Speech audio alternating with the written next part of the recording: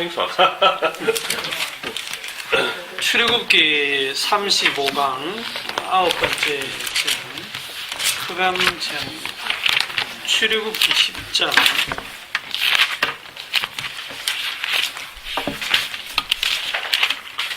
21절에서 29절까지 말씀을 교독을 하겠습니다. 여호와께서 모세에게 이르시되 하늘을 향하여 네 손을 내밀어 애굽 땅 위에 흑암이 있게 하라. 곧 더듬을 만한 흑암이리라. 모세가 하늘을 향하여 손을 내밀매 캄캄한 흑암이 3일 동안 애굽 온 땅에 있어서 그동안은 사람들이 서로 볼 수 없으며 자기 처소에서 일어나는 자가 없으되 온 이스라엘 자손들이 거주하는 곳에는 빛이 있었더라.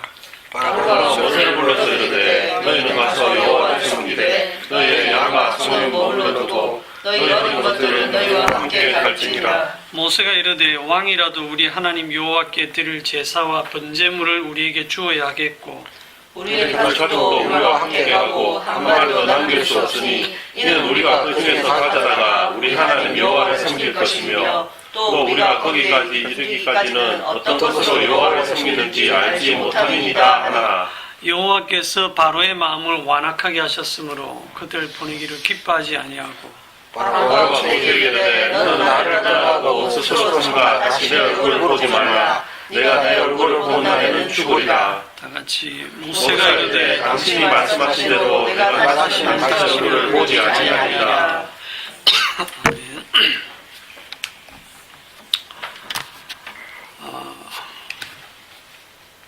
예찬이가 6주 만에 왔는데도 아직도 흑암제한하고 있냐고. 도대체 언제 진도 좀 빨리 나가라 그러는데 성경 어디를 보더라도 다 결국은 주님을 증거하는 십자가의 내용입니다. 오늘 9번째 재앙인데 21절에 보면 애굽 땅에 흑암이 있게 하라. 곧 더듬을 만한 흑암이리라. 더듬을 만하다 하는 뜻은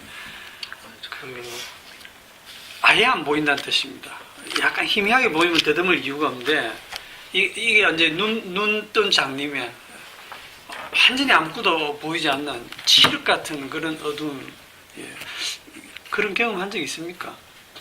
요즘은 뭐 이렇게 하도 인공적인 빛이 많아가지고 어릴 때 시골에서 잠시 이렇게 검은밤 같은데 뭐 비도 오고 뭐 외등도 하나도 없는 길을 한번 나가면 정말 앞이 전혀 안 보이는 막 벽을 짚고 걸어가야 되는 그런 경험도 있었는데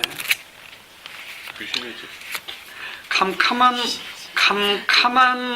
흑암이 3일 동안 애굽 온 땅에 있었고 이스라엘 자손들이 있는 곳에는 빛이 있었더라. 이게 재앙이에요. 재앙이 갈수록 점점 심해지는데 우리가 앞에 8번째 재앙이 메뚜기 재앙이었죠. 우리가 먹을 것 푸른 것을 싹 다 이렇게 먹어 치워버리는 그 메뚜기 재앙이 정말 두려운 재앙인데 그거보다 지금 이게 또 심각하다라는 거죠.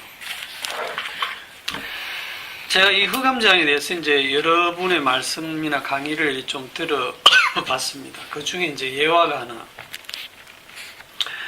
한 연구하는 분이 이렇게 2마리 쥐를 가지고 실험을 하는데 한 마리는 빛이 전혀 없는 곳에서 또 한 마리는 한 줄기 빛이 들어갈 수 있도록 틈을 약간 해놓은 곳에서 대야에 물을 받아놓고 쥐를 빠뜨렸어요. 좀 잔인한 실험이죠.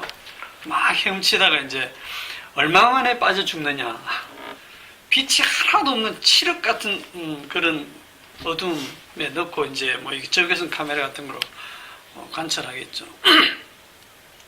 그 완전한 흑암 속에 있던 쥐는 얼마 만에 죽었을까요? 어느 정도 버티다가 죽었을까요? 걔는 또 3일 만에 3분 만에 죽었습니다. 쥐가. 그런데 약간 틈을 줘서 한 줄기 빛이 들어가게 한 곳에 그 쥐는 얼마 동안 버텼냐면 36시간을 살아 있었다는 거죠. 그러니까 깜깜한 그 방의 쥐보다도 720배나 오래 살았죠. 그 한 줄기 빛이 이 희망이고 이제 생명이었던 거죠. 이런 예화를 들으면 이제 사람들 마음에 어떤 생각이 들으냐면, 아, 빛이 있어야 살 수 있구나. 어둠은 죽음이구나. 빛이 좋아. 어둠은 나빠. 난 빛이 좋아. 어둠은 싫어. 나는 빛 할래. 어둠 안 할 거야. 여러분, 빛 할래요? 어둠 할래요? 물으면 100% 저는 빛 할래요. 그렇게 나서겠죠. 자, 이런 우리들의 그 상식적인 생각의 바탕이 뭐냐면, 나는 빛이 되었으라도 나는 살아야 된다라고 하는 그것이 바탕으로 깔려 있습니다. 거기에서 우리는 그걸 근거로 또 성경을 전부 다 해석을 하거든요. 그런데 저는 오늘 이 말씀을 보면서 이 흑암의 의미, 그 다음에 여기에 빛이 있었다고 했는데, 흑암과 빛이 지금 같은 애굽 땅에 지금 딱 있거든요. 애굽 사람들에게는 아침에 일어나도 캄캄하고, 낮에도 캄캄하고, 밤에도 캄캄하고, 그 다음날 아침 되니까 또 캄캄하고, 3일을 계속 캄캄한 거예요. 왜? 이거는 자연스럽지 않죠. 뭐 개기일식 이런 거 아닙니다. 그거는 길어봐야 7분 정도밖에 안 돼요. 구름이 가렸다 그것도 아니거든요. 정체 모를 어둠이 애굽 땅을 덮었고, 정체 모를 빛이 이스라엘 자손에게만 비치고 있었던 거예요. 그러니까 이거는 우리가 익히 알고 있는 빛과 어둠이 아닙니다. 그렇기 때문에 이거를 우리들이 알고 있는 빛이나 어둠의 상식을 가지고 막 설명을 하려고 하면 굉장히 이제 문제가 생겨요. 어리석은 짓이 되죠. 자, 오늘 이 어둠과 빛의 정체가 뭐냐? 요엘서 2장 31절, 지난주에 보았던 요엘서, 구약 성경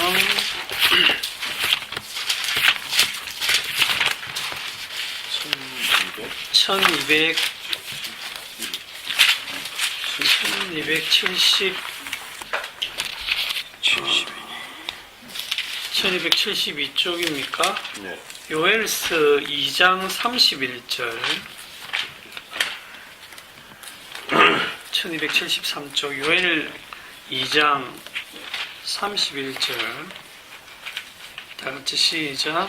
여호와의 크고 두려운 날이 이르기 전에 해가 어두워지고 달이 핏빛같이 변하려니와. 여기 보면 여호와의 크고 두려운 날, 여호와의 크고 두려운 날, 딱 줄이면 여호와의 날이죠. 여호와의 날. 이걸 신약으로 가져오면 무슨 날입니까? 주의 날 이렇게도 부르고, 또 그리스도의 날이라고도 부릅니다. 성경에 다 나오는 용어예요. 여호와의 날, 주의 날, 그리스도의 날. 이 날을 보여주는 그 징조가 뭐냐면 해가 어두워지고 달이 핏빛같이 변한다. 어둠이 임한다, 이런 얘기예요. 이런 어둠, 이상한 어둠이 임했던 때가 또 언제냐면 예수님이 십자가에 달리셨을 때 오전 9시에 십자가에 달리셨고 오후 6시에 돌아가셨잖아요. 그때 정오 12시부터 오후 3시까지 어둠이 임했습니다. 캄캄한 어둠이 그 십자가 지신 그 자리에 임했습니다. 그러니까 이 여호와의 날을 말해주고 있는 것이 이 어둠인데,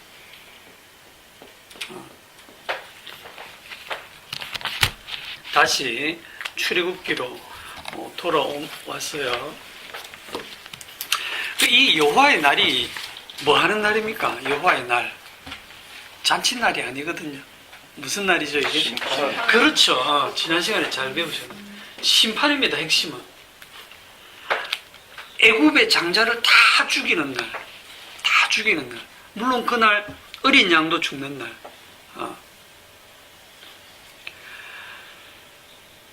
아주 날을 잡았어요. 날을 딱 잡았어요. 싹 다 죽이는 날. 그걸 이제 어둠, 흑암으로 이렇게 표현을 하고 있어요. 그래서 보통 사람들이 예수님을 구세주라고 하는데 구세주가 아니고 심판주입니다. 구세주라고 자꾸 부르는 이유는 자기 구원에 관심이 있기 때문에 나를 구원해 주기 위해 십자가에 죽으신 분으로 생각을 하거든요. 그게 아니고 주님은 심판주가 되기 위해서 십자가에 죽으신 거예요. 심판하시는 분입니다. 그래서 여호와의 날 하면 반드시 나오는 게 이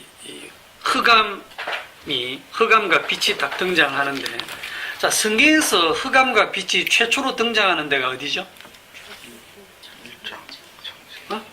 창세기 1장이죠. 그렇죠. 가봅시다. 창세기 1장. 네, 창세기 1장. 1절은 제가 읽을 테니까 여러분들이 2절부터 5절까지 읽으세요. 억울합니까? 많이 읽으세요. 태초에 하나님이 천지를 창조하시니라. 땅에 혼돈하고 모함하며 흑암이 깊음 위에 있고 하나님의 영은 수면 위에 운행하시니라. 하나님이 이르시되 빛이 있어라 하시니 빛이 있었고 빛이 하나님이 보시기에 좋았더라. 하나님의 빛과 어둠을 나누사 하나님의 빛을 낮이라 부르시고 어둠을 밤이라 부르시니라. 저녁이 되고 아침이 되니 이는 첫째 날이니라.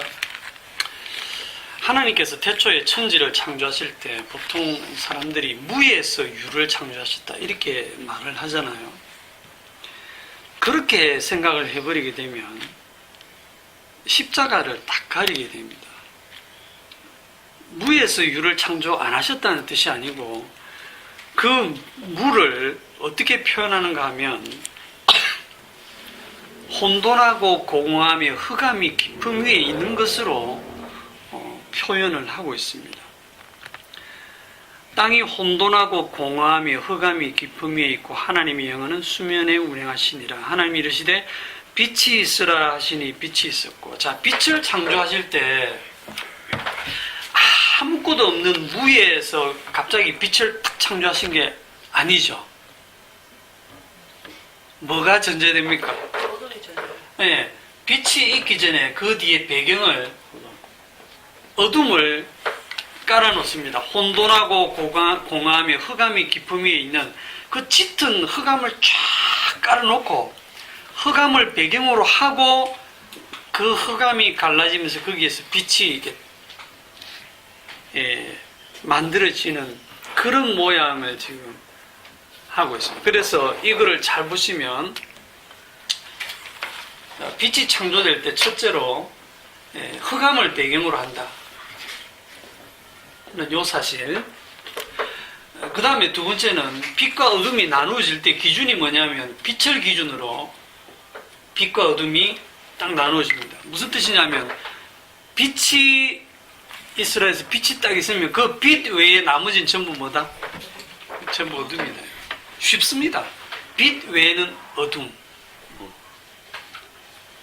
어둠을 배경으로 빛이 만들어졌는데 두 번째는 빛 외에는 다 어둠이다. 요게 성경이 하고 있는 얘기입니다. 그런데 여기서 문제가 뭐냐면 우리가 빛이라고 하면 빛을 내는 물체가 있어요. 태양이나 달이나 별이나, 그쵸? 그런 광명체가 언제 만들어집니까? 그게 14절에 보면 넷째 날에 만들어져요. 하나님이 이르시되 하늘의 궁창에 광명체들이 있어 낮과 밤을 나뉘게 하고 그것들로 징조와 계절과 날과 해를 이루게 하라. 이러면서 하나님이 큰 광명체와 작은 광명체를 만들어서 낮과 밤을 주관하도록 넷째 날에 해, 달, 별을 만드십니다. 그러면 첫째 날에 이 빛은 도대체 정체가 뭐냐 이거죠. 해도 달도 별도 없는데 최소한 그 빛은 아닌데. 또 말이 안 되는 게 저녁이 되고 아침이 되니 이는 첫째 날이니라. 빛을 낮이라 하고 어둠을 밤이라 하고 저녁이 되고 아침이 되니 이는 첫째 날이라. 우리는 해가 뜨면 낮이고 해가 지면 밤이고 그렇게 해야 되는데 해도 없고 달도 없는데 무슨 낮과 밤이 있고 첫째 날이라고 부를 수 있느냐는 거죠. 이게 지금 또 문제점이 뭐냐면 이 셋째 날에 식물을 만듭니다. 거기 11절에 하나님이 이르시되 땅은 풀과 씨 맺는 채소와 각기 종류대로 씨 가진 열매 맺는 나무를 내라 하시니 그대로 되어 땅이 풀과 각기 종류대로 씨 맺는 채소와 각기 종류대로 씨 가진 열매 맺는 나무를 내니 하나님 보시기에 좋았더라. 저녁이 되고 아침이 되니 이는 셋째 날이니라. 자, 셋째 날에 식물을 만들었어요. 초등학교만 제대로 나와도 식물이 자라기 위해서는 뭐가 필요하다? 태양이 필요하죠. 태양 빛을 받아서 이 광합성을 합니다. 광합성 식을 안 써도 되겠죠. 내가 못 쓰는 게 아니고 이산화탄소와 물이 결합하고 여기에 빛이 비추어지면 빛 에너지에 의해서 이 포도당이 이렇게 생겨요. 그리고 산소가 생깁니다. 앞에 개수를 맞추면 이렇게. 이게 광합성식이거든요. 이렇게 해서 에너지가 얻어져요. 이제 호흡은 요거를 반대로 해서 에너지를 만들어내고요. 그러면 태양도 없는데 식물이 그래서 이걸 공부를 좀 한 학생들은, 공부를 안 한 학생들은 믿음이 좋고, 공부를 좀 한 학생들은 야, 이거 성경 구라네. 말이 안 된다. 이 순뻥이네. 뭐 보니까 벌써 과학적으로 막 모순이 막 생기는 거예요. 야, 이건 틀리다. 누가 만들어도 좀 세심하게 만들지. 그러니까 이거를 그렇게 학생들만 고민하는 게 아니고 신학 교수들도, 유대인들도 이 첫 구절에 나오는 빛의 정체를 몰라요. 그리고 제가 어제 그 신학 교수들은 요즘 신학 강의를 요걸 어떻게 설명하는지를 한번 찾아봤어요.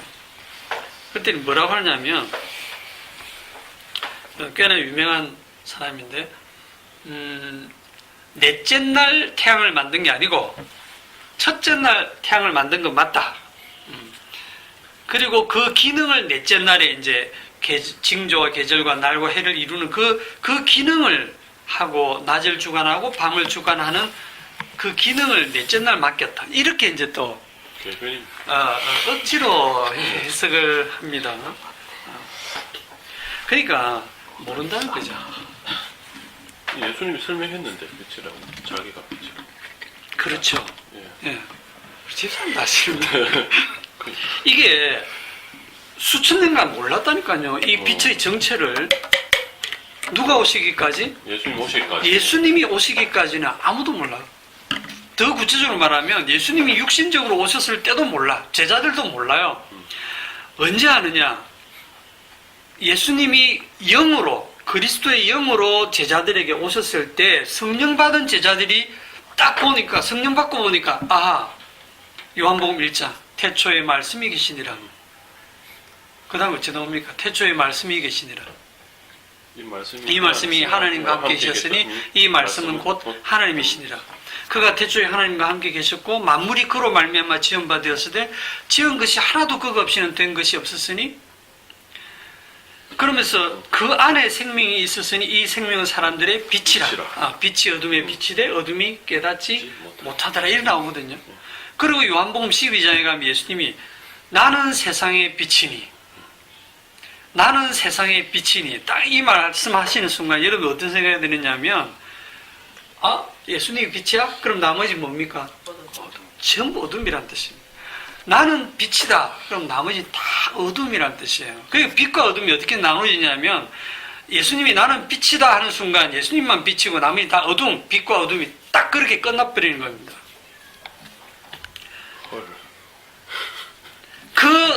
그 예수님이 원조 빛이에요. 빛의 실체입니다. 그 빛의 실체를 설명하기 위해서 넷째 날 모형으로 해와 달과 별들을 만드셨어요. 진짜 빛을 보여주기 위해서 가짜 빛들을 만들었어요. 그래서 요한계시록에 가면 요한계시록 21장 23절, 학생들도 있으니까 찾아봅시다. 조금 나이 든 학생들이 있으니까. 요한계시록 21장, 어른들은 다 이 성경을 한 번씩은 다 읽었기 때문에 알지만, 요한계시록 21장 23절, 시작. 그 성은 해나 달의 비침이 쓸데없으니 이는 하나님의 영광이 비치고 어린 양의 그 등불이 되심이라. 예. 그 신학 교수님들 이 말씀을 안 믿는가 봐요.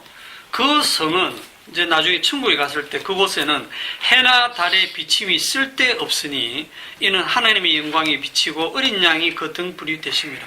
하나님의 영광, 어린 양. 어린 양 누굽니까? 예수님이 비치기 때문에 이제는 해, 달 필요 없는 거예요. 해도 없어지고 달도 없어지고 처음 하늘과 처음 땅도 다 없어지고 바다도 간데 없이 사라지고. 그러니까 지금 이 세상에 있는 모든 거는 예수님을 설명하기 위한 모형으로 만들어져 있는 거라는 거죠.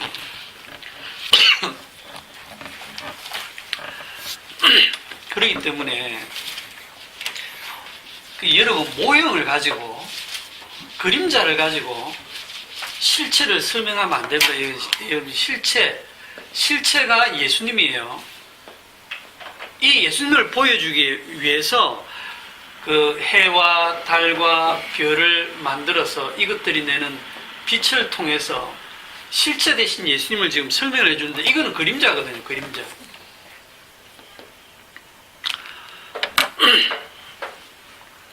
그 비행기 타보셨죠? 비행기 타고 이렇게 좀 올라가다 이렇게 내려다 보면 비행기의 그림자가 땅에 이렇게 가잖아, 그죠? 땅이 이렇게 굴곡져 있으면 비행기 그림자가 이렇게 물결 치듯이 이렇게 움직이잖아, 그죠? 그거를 보면서 이게 좀 일그러진 그림자를 보더라도 여러분들이 비행기가 저렇게 생겼네 이렇게 안 하잖아요. 일그러진 모습으로. 왜냐하면 여러분 머릿속에는 이미 뭐가 있습니까? 비행기의 실체가 머릿속에 딱 그려져 있잖아요. 그러니까 그림자를 보고도 실체를 벌써 생각하고 있습니다. 비행기가 이렇게 생겼으니까 지금 그림자가 저렇게 나오는구나. 알죠? 이미 실체를 아니까.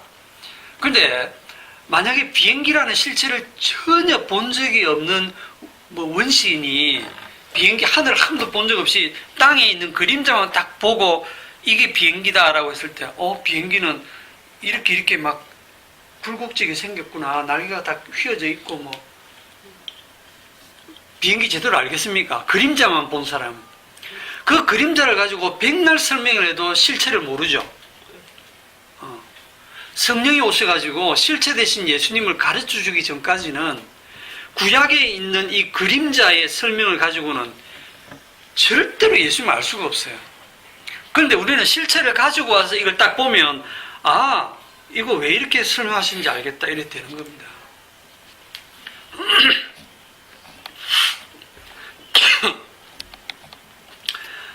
자, 요한복음 8장 12절에 요한복음 8장 12절 제일 먼저 찾으신 분 읽어봅시다. 예수께서 또 말씀하여 이르시되 나는 세상의 빛이니 나를 따르는 자는 어둠에 다니지 아니하고 생명의 빛을 얻으리라. 나는 세상의 빛이니 나를 따르는 자는 어둠에 다니지 아니하고 생명의 빛을 얻으리라. 예수님께서 가버나움을 떠나서 이 스불리와 납달리 땅으로 가셨다고 했습니까? 그때 그 성경 마태복음 3장에 보면 뭐라고 되어 있냐면 흑암에 앉은 백성들에게 큰 빛이 빛이었다는 말씀이 이루어졌다라고 설명하죠. 그러니까 예수님이 그 땅에 그냥 살로 가셨는데 예수님이 가시자 흑암으로 덮인 그 땅에 고맙습니다. 흑암으로 덮인 그 땅에 빛이 빛이었다 이렇게 설명을 하는 거예요. 자, 이렇게 설명을 해도 이제 어려운 게 뭐냐면 그럼 예수님이 빛이라는 뜻은 도대체 무슨 뜻이냐 라고 물으면 우리가 가지고 있는 빛의 개념이 뭐냐면 이제 마태복음으로 갑니다. 조금 더 추상적인 개념으로 들어갑니다. 마태복음 5장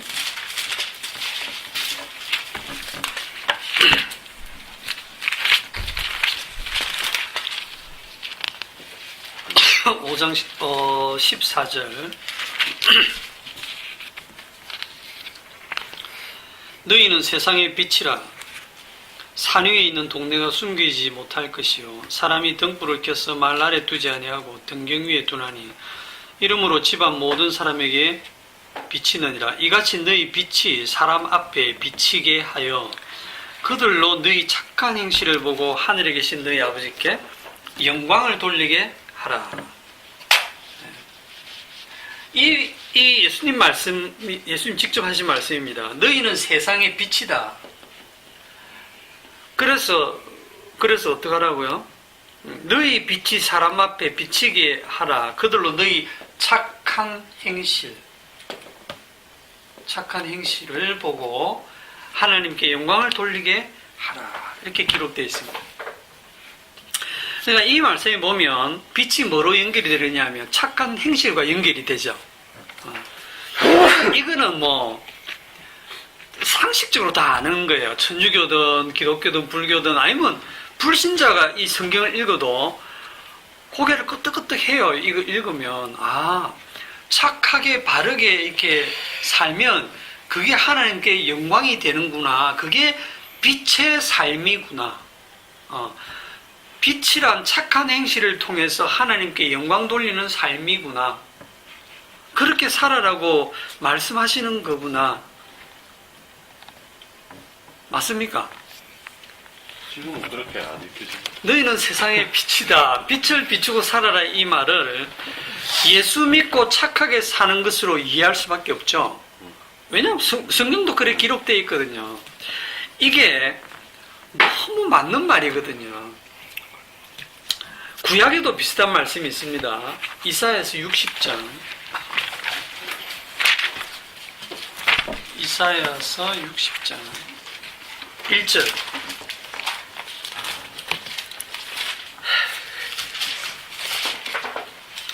일어나라 빛을 발하라. 이는 네 빛이 이르렀고 여호와의 영광이 네 위에 임하였습니다. 보라 어둠이 땅을 덮을 것이며 캄캄함이 만민을 가리려니와 오직 여호와께서 네 위에 임하실 것이며 그의 영광이 네 위에 나타나리니 나라들은 네 빛으로 왕들은 비치는 네 광명으로 나아오리라. 일어나라 빛을 발하라. 너희는 세상의 빛이니 너희 빛을 비추라. 이 말씀을 유대인들이 읽으면 이거 누구한테 하시는 말씀으로 들을까요? 다 자기한테 적용하겠죠. 우리가 일어나서 빛을 발하고 세상 모든 다른 이방 만민들 앞에 빛으로 이렇게 드러나라고 하시는 거구나. 구약하고 신약하고 똑같아요. 구약으로 치면 여호와 하나님을 믿고 말씀대로 살아가는 게 착한 행실, 그게 빛된 삶, 그게 하나님께 영광. 신약으로 얘기하면 예수 믿고 착하게 사는 것, 예수 믿고 말씀대로 행하는 게 착한 행실이고, 그렇게 해서 그게 빛의 삶이고 그게 하나님께 영광. 이렇게 정리되죠. 율법을 주신 목적이 뭔가요? 애굽에서 그 자기 백성을 하나님께서 이끌어내시면서 그 이스라엘 백성들을 내 백성이다 하고 이끌어내셔갖고 광야로 데리고 나와서 거기서 약속 장소가 시내산이었거든요. 모세랑 약속한 장소가 여기서 만나자 이랬거든요. 시내산에 데려왔는데 이 시내산에서 모세가 이제 시내산에 올라가서 10계명 율법을 받습니다. 하나님이 율법을 주시면서 뭐라고 합니까? 뭘 요구합니까? 이 율법을 지켜라. 지키면 복받고 지키지 않으면 저주받고 죽는다. 지키면 복을 받고 지키지 않으면 저주를 받고 죽을 것이다. 성경 본문이 다 그렇게 돼 있어요. 그럼 그 말씀 들으면 어떻게 됩니까? 지켜야 돼요, 안 지켜야 돼요? 지켜야 되죠. 지켜야지. 하나님 그렇게 말씀하셨는데 성경 율법을 주시면서 이거는 너희들 못 지켜. 이걸 지키라고 주는 건 아니고 죄를 깨달으라고 주는 거야. 알겠지? 이렇게 주신 게 아니란 말이에요. 처음부터 지켜라. 하나님 말씀이다. 지키지 않으면 하나님의 진노가 임하고, 지키면 들어가도 복을 받고 나와도 복을 받는 그런 복을 주실 것이다. 오늘날 교인들도 마찬가지입니다. 예수를 믿으라는 말을 딱 듣는 순간 어떡합니까? 믿으라고 듣지 그걸 뭐라고 듣겠어요? 믿지 말라고 듣겠습니까? 너희들은 믿을 수 없다. 그렇게 듣겠습니까? 주 예수를 믿어라. 그래야만 너와 내 집이 구원을 얻으리라. 그러면 믿으면 구원 받는구나. 예, 제가 믿겠습니다. 이렇게 나오게 돼 있죠. 말씀을 들으면. 예수님께서 마태복음 5장에서 산상수훈을 진지하게 말씀하시면서 그 산상수를 쭉 주시면서 이거는 내가 너희를 지키라고 하는 얘기 아니야. 그렇게 말씀 안 하시거든요. 이걸 지키고 행하는 자라야 반석 위에 집을 지은 사람 같다. 아니면 홍수가 나서 다 죽는다. 이런 식으로 말씀하셨거든요. 그러니까 성경 읽으면 꼼짝만 합니다. 그런데 우리가 그렇게 해석을 할 수밖에 없는 이유가 성경도 그렇게 기록되어 있고 성경 해석을 우리가 어떻게 하냐면 딱 자기 중심으로 해석하거든요. 자기 중심으로 해석하기 때문에 율법을 주셨다. 나보고 지키라고 주셨구나. 네, 내가 지키겠습니다. 이렇게 나서고 주 예수를 믿어라. 믿으라는구나. 예, 제가 믿겠습니다. 하고 덤벼들거든요. 인간들이. 그렇다면 그렇게 율법 지키면 복 받고 예수 믿으면 천국 갑니까? 땡이거든요. 땡. 율법 지켜서 복 받은 사람이 없어요. 왜? 아무도 못 지키니까. 예수를 자기가 믿어서 천국 갈 사람 없어요. 인간의 믿음은 하나님이 안 쳐주니까. 그런데 이스라엘 백성들은 결국에는 약속의 땅에 들어갔죠. 그들이 약속의 땅에 들어간 이유가 뭡니까? 율법 잘 지켜서 들어갔나요? 자기들이 힘이 세서 들어갔나요? 이스라엘 백성들을 광야로 끌어냈을 때 그 광야에서 이스라엘 백성들이 어떻게 살았습니까? 너희는 내 백성이다. 너는 내 아들, 내 장자다라고 했을 때 그들이 하나님의 아들답게 살았습니까? 아니요. 애굽에 있는 바로 왕하고 똑같이 목이 곧고 폐역해.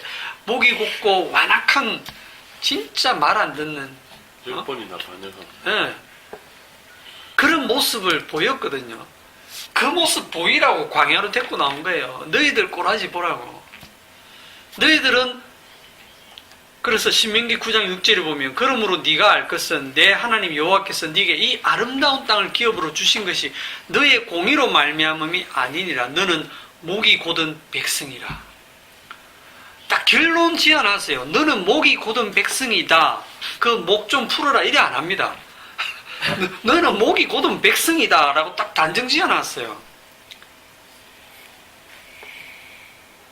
저는 목이 좀 부드러운데요. 이렇게 하시면 안 돼요. 그러니까 애초에 윤 집사는 목이 좀 뻣뻣해, 그지? 이게 뒤로 안 돌아가죠. 디스크 때문에. 지금 이 이스라엘 백성들은 전부 다 디스크가 있는지 하여튼 목이 뻣뻣해요. 그러니까 애초에 목이 곧은 백성이다, 완악하다 이 말은 말씀을 지킬 능력이 있다 없다? 아예 능력이 없어요.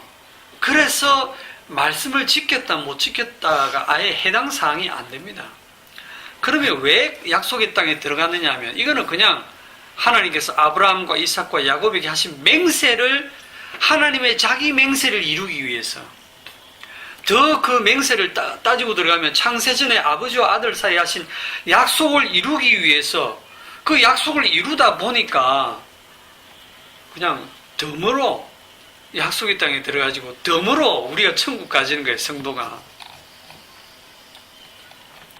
자, 약속의 땅에 들어간 이스라엘 백성들은 어떻게 삽니까? 이제 정신 바짝 차리고 말씀대로 삽니까?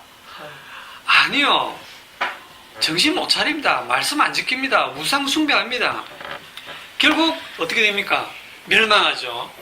남북이 분열되어 갖고 북쪽은 이스라엘 왕국인데 이스라엘은 722년 BC 아수르에 망하고 남쪽 유다 왕국은 500몇 년입니까? 536년 7년 BC 여기에 바벨론에게 멸망합니다. 나라가 완전히 망하고 예루살렘 성전 다 파괴되고 귀인들은 전부 다 포로로 끌려가고 낯선 나라에 다 포로로 끌려가서 70년간 포로 생활하죠.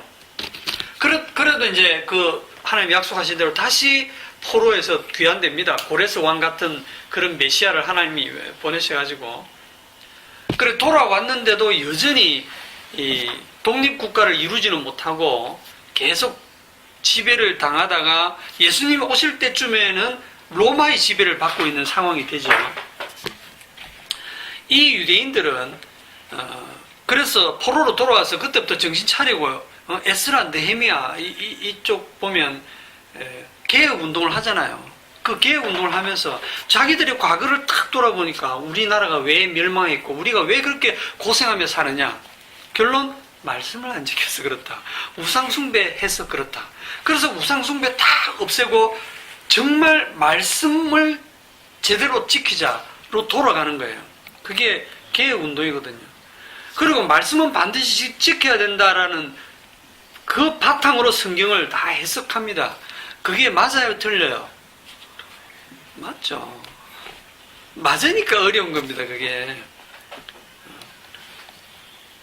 우리가 성경을 해석할 때, 예? 우리가 이방인이잖아요. 이방인이 하나님을 믿겠다고 나서는 이 꼬라지라고 할까? 이게 뭐냐면, 이방인들이 어째 생각하냐면, 이스라엘 유대인들, 이스라엘은 하나님을 제대로 섬기지 못했고, 외식하면서 그냥 겉으로만 섬기고, 마음으로는 못 섬겼다, 외식했다, 이러면서, 말씀을 제대로 안 섬기고 우상 숭배했다. 우리는 바로 섬기자라고 이방인들이 얘기하거든요. 오늘 예수 믿는 사람들이. 그게 아닙니다. 유대인들만큼 하나님을 잘 섬긴 사람이 없어요. 인간이 만들 수 있는 최고의 수준의 종교가 유대교입니다. 절대 종교적으로 해갖고 유대인들 못 따라갑니다. 그러니까 이방인들이 아무리 잘 믿겠다고 나서서 잘 믿어도 그 수준이 유대인 수준을 못 미쳐요. 최고로 간다 해도 바리새인 정도. 그 예수님한테 욕먹은 바리새인 정도. 그러니까 우리는 지금 어디를 바로 직통으로 갔다가는 결국은 바리새인하고 똑같이 되고, 어디를 거쳐가야 되냐면 유대인을 거쳐서 가야 돼요. 그러니까 유대인들의 눈으로 성경을 봐야 돼요. 그래야 왜 사복음서에서 유대인들이 예수님을 향해서 그렇게 적대적이고 그렇게 화를 내고 예수님을 죽일 수밖에 없었는지를 봐야 됩니다. 안 그러면 우리 역시 오늘날 예수님 오면 죽일 수밖에 없어요. 왜냐하면 우리를 완전히 다 무시하거든요. 인간들의 사고방식 자체가 이미 고장나 있습니다. 어떻게 고장나 있냐면, 선악과를 먹고 난 다음부터 인간들이 선악 판단을 스스로 합니다. 자, 이건 선하다, 이건 악하다라고 판단을 한다는 자체가 뭐냐면, 자기가 누구의 자리에 앉아있다? 자기가 심판주의 자리에 앉아있는 거예요. 심판주가 누굽니까? 심판주는 예수님밖에 없어요. 예수님만이 주님이고 심판주인데, 선악과 먹은 인간들이 자기가 심판주가 되었고, 이건 선하다, 이건 악하다라고 다 판단하는 거예요. 그러면 말씀을 딱 주시는 순간, 말씀을 지키는 건 선하다, 지키지 않으면 악하다, 이렇게 판단하죠. 예? 그렇게 판단해서 지키라 해서 저는 지켰습니다, 이래 나가거든요. 그렇게 자기가 선악 판단해서 지켜내는 그 자체가 통틀어서 악입니다, 하나님 앞에. 예수 믿으라고 하니까 예, 제가 믿지요 하고 예수를 자기가 열심히 믿는단 말입니다. 예수 믿는 게 선, 안 믿는 게 악, 이렇게 딱 해가지고 안 믿은 놈은 악한 놈이고 나는 예수 믿습니다. 믿으라 해서 제가 믿었잖아요. 뭐 문제 있습니까? 요래 나오는 게 하나님 앞에 악이라니까요. 인간이 선악 판단을 하는 것 자체가 다 악합니다. 왜냐하면 인간의 선악 판단은 절대적이지 않습니다. 절대 선이 안 됩니다. 절대 선은 예수님밖에 없어요. 절대 선은 예수님밖에 없어요. 인간들의 선은 전부 다 달라요. 자기 몸 중심이야. 내 몸 편한 게 선한 거예요. 내한테 도움되면 예수도 믿고, 내한테 도움되면 말씀도 지키고, 예? 내한테 도움되면 다른 사람 구제도 하고, 그러니까 구제하고 봉사하고 말씀을 지키고 예수 믿고 하는 그 최종적인 결론이 뭐냐면, 내가 구원받고 내가 잘되고 내가 복받고 그걸로 다 귀결된다니까요. 그러니까 악한 거예요, 하나님 앞에. 안식일을 지키라 하면 안식일 지키는 게 선, 안 지키면 악. 그래서 난 안식일 지킨다. 너희는 거룩한 백성이니까 이런 짐승은 부정하니까 먹지 말고 이렇게 정결한 짐승 굽이 갈라지고 어쩌고 이런 되새김질하는 이런 건 먹어라. 이걸 레위기에 나와 있잖아요. 그 말씀 주시면 인간들은 그대로 한다니까요. 그래갖고 돼지고기는 부정하다고 안 먹고 뭐 피도 안 먹고 뭐 그러면 자기는 선하다고 자기는 거룩한 백성이라고 생각을 하거든요. 그럴 때 하나님께서 베드로에게 환상 중에 뭘 보여주셨습니까? 하늘에서 보자기가 쫙 내려오는데 안 그래도 배고픈데 난 12시 배고픈데 점심시간에 보자기가 탁 내려오는데 보자기가 쫙 펴졌는데 와 이건 돼지 족발하고 뭐 곱창하고 뭐 돼지 껍데기하고 먹는 아주 멋진 요리들이 내려온 거예요. 베드로야 일어나서 잡아 먹어라. 그런데 잘 보니까 전부 성경에서 부정하다고 했던 음식들만 다 있는 거예요. 하나님, 저는 어릴 적부터 이런 거는 먹어본 적이 없습니다. 이런 부정한 음식은 저는 먹지 않습니다. 하나님 뭐라고 합니까? 내가 깨끗하다고 한 것을 네가 부정하다 하지 말라. 하나님이 선이라니까요. 살인하지 말라 하신 분이 약속의 땅에 들어갈 때 거기 있는 애들 전부 다 진멸하라고 했을 때는 남녀노소 구분 없이 다 죽여야 돼요. 그 조그만 어린애 아무것도 철없는 애들이 아저씨 살려주세요 이래도 죽여야 돼. 하나님이 그거를 살려주면 하나님 앞에 악이 되는 거예요. 그러니까 우리의 선악 구조로는 이 말씀이 진짜 이해 안 되죠. 왜냐하면 우리는 내가 지금 심판주의 자리에 앉아서 내가 선악 판단하면서 하나님까지도 내가 판단하거든요. 하나님이 일을 그런 식으로 하시면 안 되죠. 이렇게 하나님한테까지 시비를 건다니까요. 그러니까 이 유대인들이 예수님 앞에 딱 섰을 때 예수님이 나는 세상의 빛이다라고 했을 때 유대인들이 피식 웃었다니까요. 이 유대인들에게 빛은 뭡니까? 말씀대로 살아가는 게 빛이잖아요. 그리고 저 세리와 죄인들은 어둠이에요. 자기들이 볼 때는 어둠이고 저런 애들하고 놀면 안 돼. 저는 어둠의 자식들이야. 우리는 빛의 아들들, 하나님의 백성, 택한 백성, 거룩하게 살고 음식도 거룩한 거 먹고 이방인하고도 반문 안 되고 말씀대로 바르게 사는 게 이게 선이고 이게 빛이다라고 생각을 한 거예요.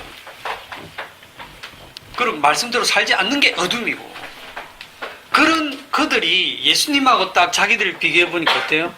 예수님 어떻습니까? 예수님 안식일을 어기죠. 예, 안식일만 골라가 병 고치네 또. 딱 시비거리를 만들어요. 마태복음 11장 19절에 보면 인자는 와서 먹고 마시며 말하기를 보라 먹기를 탐하고 포도주를 즐기는 사람이요 세리와 죄인의 친구로다 하니 예수님을 향한 유대인들의 평가입니다. 야 진짜 잘 먹는다.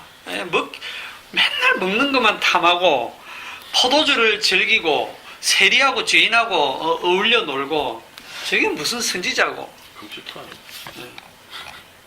그러니까 자기들 눈에 볼 때는 예수님이 어둠인 거예요. 자기들이 빛이고 가끔씩 막 기적을 행하니까 조금씩 헷갈리긴 하는데 확실한 게 뭐냐? 분명히 하나님이 말씀하신 안식일 어기고 세리와 죄인하고 어울리고 포도주도 즐기고 그러니까 전 하나님 보낸 사람이 아니다. 그래서 담대하게 죽이는 거예요. 저런 자는 필요 없다. 저 어둠은 제거해야 세상이 더 밝아진다. 그래서 예수를 죽이는 겁니다.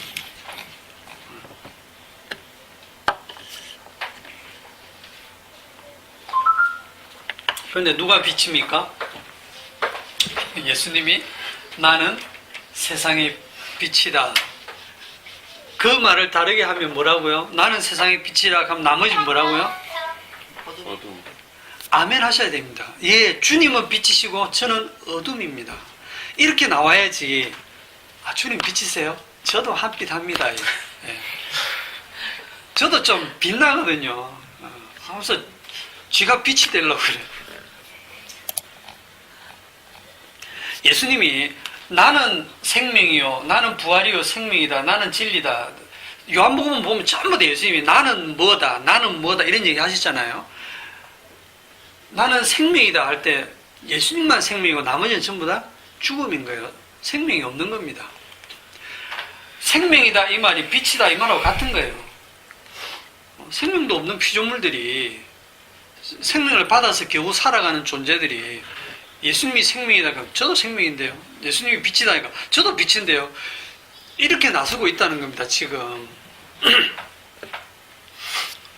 자, 창세기 1장으로 다시 돌아갑시다. 그래서 창세기 1장의 첫째 날에 나오는 이 빛이 누구를 보여주는 겁니까? 예수님입니다. 4절에 빛이 하나님 보시기에 좋았더라. 하나님 보시기에 누가 좋은 겁니까? 빛이. 예수님이 하나님 보기에 좋은 거예요. 이는 내 사랑하는 아들이요 내 기뻐하는 자라. 예수님을 보고 하나님이 하시는 말씀이에요. 우리는 우리를 보고 하나님 좋아한다고 생각하죠. 우리가 뭐 이게 올림픽에서 금메달 따면 하나님께 영광이 돼서 하나님 기뻐한다고 생각하죠. 지가 기쁜 거지 하나님 기쁜 거 아닙니다. 우리는 뭐 우리 애가 군대에 가까운데 배정되고 뭐 딸이 뭐 좋은데 취직되고 이러면 막 우리가 기쁘잖아요. 그 기쁨이 하나님께 기쁨이 된다고 생각하거든요. 그건 지 생각이고 그건 자기 영광이고 하나님은 그런 데 관심이 없어요. 하나님은 자기 아들이 빛인 데만 관심이 있고 그게 하나님 보시기에 좋았더래요. 이 4절 여기에는 인간 있어요 없어요? 인간 없어요. 인간 없어도 하나님 보시기에 좋았습니다. 완벽했어요. 인간은 없어도 됩니다. 그런데 인간은 전부 다 이 천지 창조를 자기를 위해서 했다고 생각해. 천지 창조를 이 빛을 보여주기 위해 했다니까요. 예수님을 위해서 천지가 창조됐다니까요. 자, 하나님이 빛과 어둠을 나누사 빛을 낮이라 칭하시고 어둠을 밤이라 칭하시리라.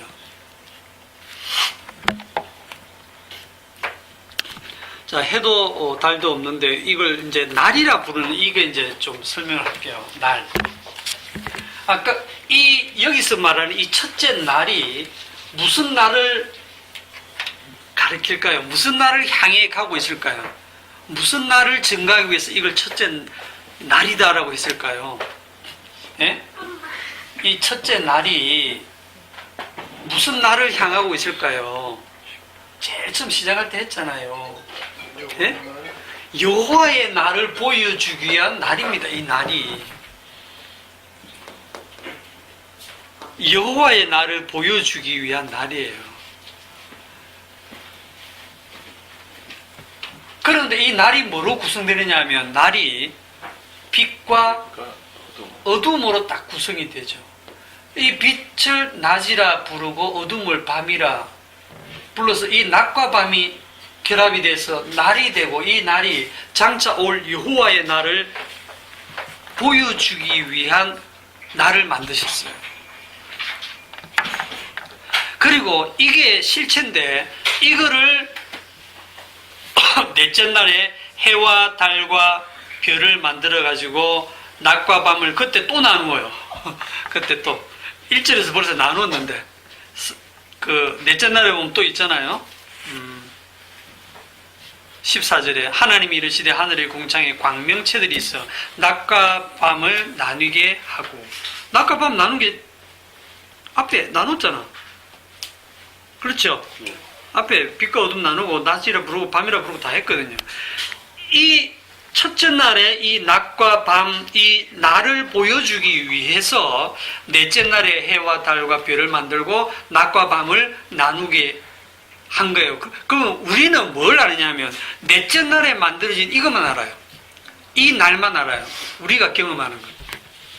그러니까 우리는 어떤 생각을 하느냐면 이 날이 누구를 위해서 있다고 생각하느냐 하면 자기를 위해 있다고 생각해요. 해가 뜨면 오늘 해가 떠서 오늘 이제 이렇게 밝아지면 나보고 일을 하라고. 그래서 낮에 일하러 나오고 어두워지면 집에 돌아서 잠 좀 자라고 어두워지는구나 하고 전부 자기를 위해서 낮도 있고 밤도 있고 하루하루가 계속 이렇게 날이 반복되고 있다라고 생각을 하거든요. 그렇지 않습니다. 매일 똑같이 반복되는 이 낮과 밤 이 날이 누구를 증가하기 위해서냐면 이 여호와의 날, 내 주인공이 되시는 주님을 증거하기 위한 날들이에요.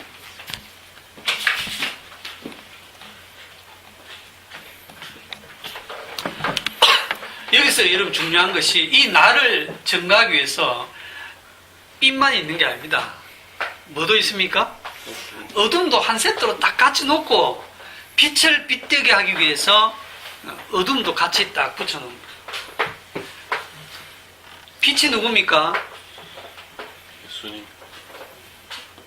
어렵지 않습니다. 빛이 누굽니까? 예수님.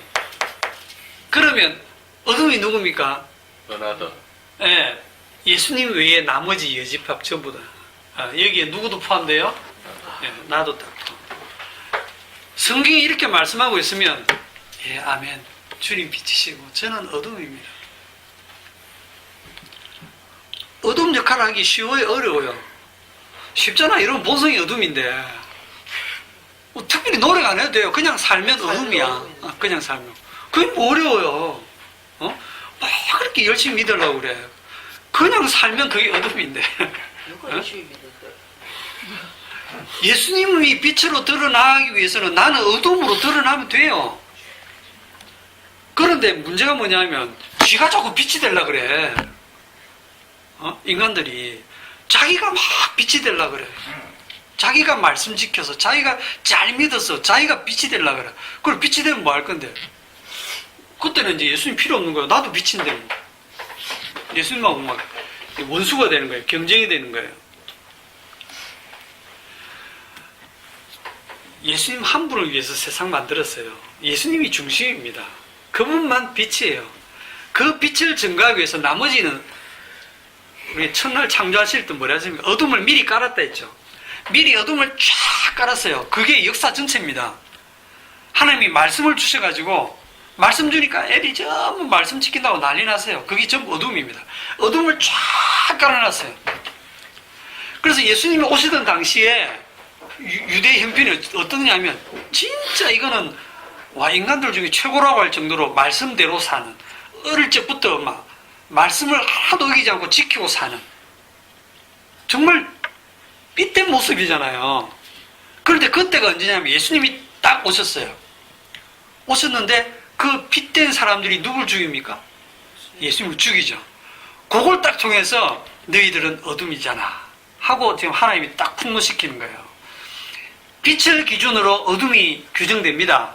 예, 예수님이 딱 옴으로써 너희들이 내 아들을 못 알아보고 내 아들 예수를 죽였다. 내 아들은 빛인데 그러니까 너희들 어둠 맞지? 이렇게 되는 거예요. 아시겠습니까?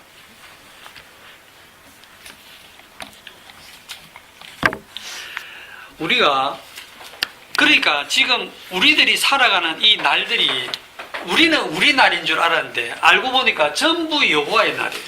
주님의 날을 증가하기 위해서 지금 역사 속에서 이 날들을 쫙 펴놓으신 거예요. 그러니까 사실은 전부 다 주의 날을 우리가 살고 있습니다. 뭐 힘들 거 없어요. 그냥 여러분 어둠의 역할을 하면서 살면 돼요. 그러면 주의 날을 사는 게 됩니다. 그런데 그거를 다 자기 날이라고 생각하고 살기 때문에 내 날들이 왜 이렇게 엉망이냐 하고 그러다 보면 이제 우울증이 걸리죠. 가룟 유다가 왜 자살했어요?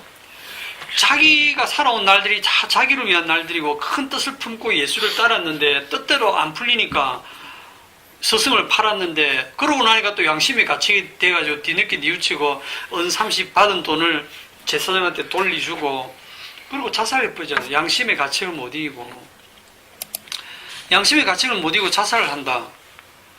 예? 그게 우리들도 그렇거든요. 우리들 마음도 자살을 안 할지라도 군사인 내가 집사인 내가 뭐 또는 목사인 내가 이렇게 나쁜 짓을 해서 되겠나? 이런 엄란한 생각을 해서 되겠나? 이렇게 참지 못하고 성질을 내서 되겠나? 때로는 자기의 그 모습에 자기가 실망을 해가지고 우울해지거든요. 그 역할을 하라고 하나님께서 지금 여러분들을 살게 하시는 거예요. 살면서 그걸 경험하라고. 여러분이 어둠인 것을 알아라고 자꾸 그런 사건들을 일으키는 거거든요. 그러면 주님 제 어둠 맞네요. 주님이 비치신 게 정말 다행이네요. 그렇게 하면 되는데 이 하루하루 날들을 다 자기를 위해서 있다고 생각하니까 자기가 거기에 대해서 자기의 나를 책임지려고 그래. 그 하루를 보람되게 안 살면 안 될 것 같이 막 그냥 여러분의 인생이나 여러분의 하루하루 여러분의 날들이 여러분의 날이 아니에요. 누구의 날입니까? 주님의 날이에요. 주님의 날들이에요. 그러니까 여러분 책임지려고 하지 마세요. 그냥 좀 무책임하게 사세요. 좀 너무 신경 써갖고 책임지려고 하지 마시고 한 군데 더 보고 말씀을 정리를 하겠습니다. 에베소서 5장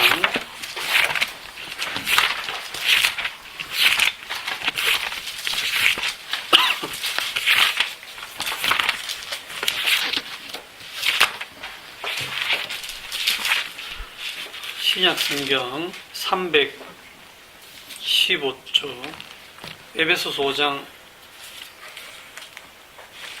8절 9절 시작. 너희가 전에는 어둠이니 이제는 주 안에서 빛이라. 빛의 자녀들처럼 행하라.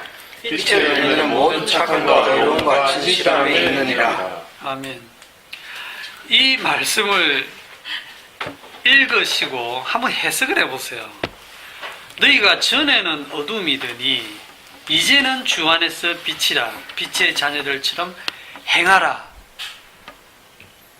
딱 드는 생각이 전에는 어둠이었지. 내가 진짜 어둠 가운데 살았지. 즉 불순종하고 믿음 없이 살았지. 이제는 주 안에서 빛이니까 빛의 자녀들처럼 살아야지. 마태복음 5장 말씀도 생각이 나. 착한 행실을 통해 하나님께 영광을 돌려야지. 9절에 또 나오네. 빛의 열매는 모든 착함과 의로움과 진실함에 있느니라.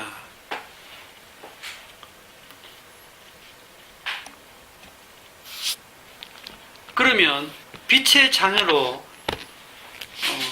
사는 게 뭡니까? 거기 뒤에 가면 또 계속 나오거든요. 18절에 술 취하지 말라. 이는 방탕한 것이니 오직 성령 충만을 받으라. 시와 찬송과 신령한 노래들로 서로 화답하고 너희 마음으로 주께 노래하며 찬송하고 항상 하나님 아버지께 예수 그리스도 이름으로 감사하고 쭉 나오거든요. 이렇게 사는 것이 빛으로 사는 거구나. 이렇게 생각을 하시죠? 성경을 또 그렇게 기록해놨다고요. 그러면 여러분이 지금까지 제 얘기를 들으면서 우리가 앞에 빛과 어둠의 개념이 잘못됐죠? 그렇다면 이 성경도 여러분 역시 잘못 해석을 하고 있거든요. 잘못 해석하라고 성령께서 이렇게 기록해 놓으셨어요. 성경을 오해를 하라고. 자, 다윗의 예를 들면 다윗이 언제 어둠이었습니까? 다윗이 어둠이 있을 때가 언제냐면 바세바와 간음을 해서 그 남의 아내를 빼앗기 전에 다윗 그 승승장구하고 이제는 왕이 돼가지고 나라를 잘 다스리고 있으면서 그때의 그 다윗이 어둠입니다. 그 다윗이 언제 빛으로 나타나냐면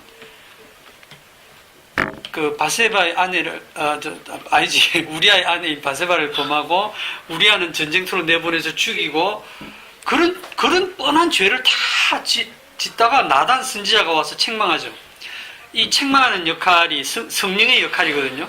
구약에서 나단이 성령의 역할을 하고 있다고 생각하시면 됩니다. 성령이 오셔가지고 죄를 딱 지적을 하는데 어떻게 지적하냐면 요것만 죄가 아니라 내가 모태에서 나올 때부터 이미 모태에서부터 나는 죄덩어리다 하는 걸 깨닫는 거예요. 내가 죄를 지을 수도 있고 안 지을 수도 있는 그런 존재라고 그전에는 생각했어요. 그래서 내가 말씀대로 바로 살다가 혹시 실수해서 죄를 지으면 제사 드리면 죄 용서 받는 거니까 그렇게 살았는데 이 사건 이후에 다윗이 뭘 깨닫냐면 하나님은 번제와 속죄제 이런 걸 기뻐하지 아니하시고 상한 심령을 기뻐하시고 나는 모태에서부터 죄인이라는 사실을 깨닫죠. 나는 이 구제불능이라고 하는 깨닫는 거예요. 그거를 뭐라고 하냐면 그걸 빛이라는 겁니다. 자기가 어둠이라는 사실을 깨닫는 게 진짜 이제 빛을 받은 거예요. 그때 그걸 빛이라고 하는 겁니다. 그렇게 빛으로 산 사람을 또 신약에 와서 예를 들면 사도 바울이거든요. 사도 바울이 어둠일 때 어떻게 살았습니까? 나는 난지 8일 만에 할례를 받고 이스라엘 족속이요 베냐민 지파요 히브리인 중에 히브리인이요 율법으로는 바리새인이요 열심으로는 교회를 박해하고 율법의 의로는 흠이 없다. 흠이 없다. 우리 이런 말 함부로 못 하거든요. 나는 율법으로는 흠이 없다. 어릴 적부터 다 지켰다. 율법으로 흠 잡을 데가 없다는 거예요. 그렇게 율법에 흠 잡을 데 없이 산 사람이 술 취했겠습니까? 시와 찬미와 신령은 노래 안 했겠습니까? 시편이 있는데 시편 다 외우는 사람인데 그때 얼마나 이 포도주나 독주도 끊고 참 시와 찬미를 부르면서 그 금식하면서 하나님을 위해서 그렇게 살았겠어요. 정말 우리가 볼 때 완벽한 종교인이거든요. 사도 바울이. 그때를 어둠이라는 겁니다. 그때가 사도 바울이 어둠이에요. 그럼 언제가 빛입니까? 예수 믿고 나서 보니까 자기가 이 복음 전하는 것도 다 죄네. 자기는 죄덩어리인 거예요. 사도 바울이 언제 나는 죄인 중에 괴수다라고 고백합니까? 예수 믿고 난 직후에 그 고백하는 게 아니에요. 예수 믿고 난 직후에 내가 예수 믿기 전에는 내가 죄인 중에 괴수였다 이렇게 고백하는 게 아니고 예수 믿기 전에 내가 율법이 흠이 없이 산 그런 사람이었는데 이 사도 바울이 거의 죽음 직전에 와서 노년에 고백하기를 나는 죄인 중에 괴수다. 성령이 오시니까 자기가 죄라고 생각 안 했던 것들까지 다 죄로 드러나는 거예요. 심지어 자기가 주를 위해서 그렇게 수고하고 했던 그 복음 전도했던 것까지도 나는 다 죄라는 게 다 드러나는 거예요. 지금 이렇게 제가 여러분 앞에서 성경 공부 설교하는 것도 다 죄입니다. 이게 선이 될 것 같으면 예수님이 필요 없죠. 네? 우리에게서 나오는 게 다 죄라는 말입니다. 그걸 아는 그게 이제 빛이잖아요. 그게 하나님 앞에 착한 행실이에요. 예수님만이 빛인데 예수님이 빛이시라는 것을 드러내는 저는 어둠이네요 라고 아는 게 주님께 영광이 되는 겁니다. 그게 주님의 기쁨이 되는 거예요. 자, 이 땅에서 악마의 모습이 어떤 모습입니까? 악마의 모습이 머리 뿔 팍 나고 이빨 그런 모습이에요. 그런 뻔한 모습이면 다 피하죠. 아주 어떤 모습? 광명의 천사입니다. 악마의 모습이 광명의 천사예요. 딱 보는 순간 천사네. 빛이 나네. 보니까 너무 착하게 바르게 살아. 모든 착함과 의로움과 진실하네 또. 그걸 다 갖추고 있는 목사님. 존경스러워. 말씀대로 살아. 그리고 말씀도 잘 전해. 삶에 흠잡을 데가 없어. 이야, 저분은 진짜 예수 믿는 사람 같아. 존경해 마지 않아요. 그래서 그분을 다 사람들이 존경하고 좋아한다. 그게 하나님 앞에 미움받는 짓이라고 성경에 나와 있죠. 사람들한테 존경받는 것이 하나님 앞에 미움받는 거예요. 왜? 쥐가 비치니까. 예수님이 필요 없으니까.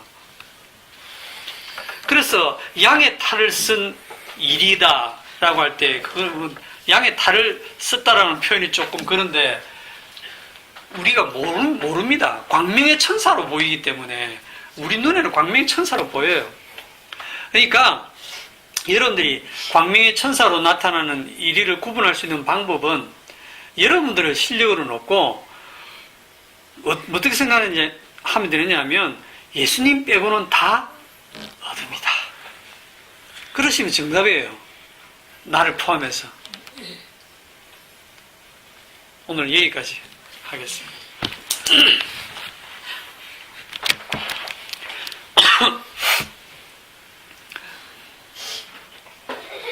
진짜로 빛이 되시는 예수님을 전가하기 위해서 이 세상이 창조되어지고 빛도 창조되어지고 낮과 밤도 만들어지고 어둠도 주님을 증거하기 위해서 창조되어진 것을 오늘 말씀을 통해서 보았습니다.